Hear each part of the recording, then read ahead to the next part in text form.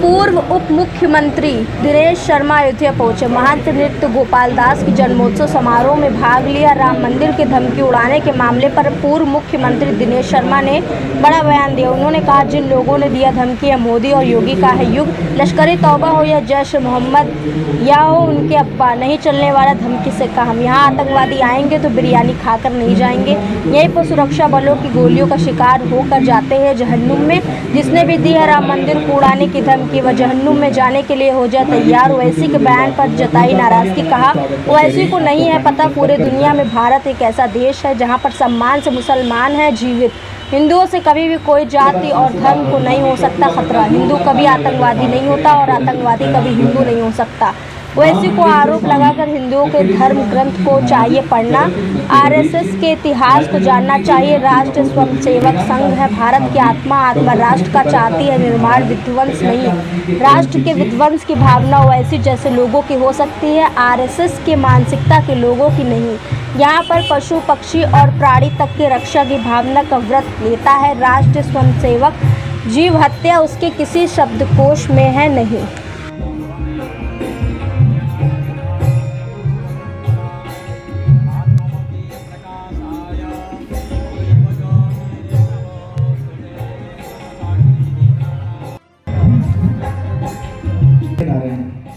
पीछे वालों को भी सभी संतों के दर्शन हो, ऐसी मैं प्रार्थना करता हूँ।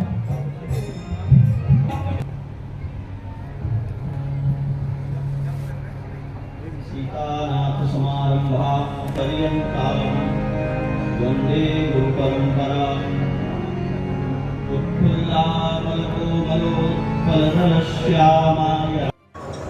उसका जवाब मैं फिर से दे दूं। आप कह रहे थे कि लश्कर तौबा और जैश मोहम्मद इन लोगों ने धमकी दी है। ये मोदी जी का और योगी जी का युग है। यहाँ संतों के चरण हैं। यहाँ ये लश्कर तौबा हो चाहे जैश मोहम्मद हो या इनके अब्बा जान पाकिस्तान हो, यहाँ धमकी से काम नहीं चलने वाला। यहाँ हर व्यक्ति में शौर्य है और ऐसे आतंकवादी अब तो आते हैं अगर तो आतंकवादी यहाँ से बिरयानी खा के नहीं जाते। यहीं पर हमारे सुरक्षा बलों की गोलियों से मारकर जहन्नुम में जाते हैं।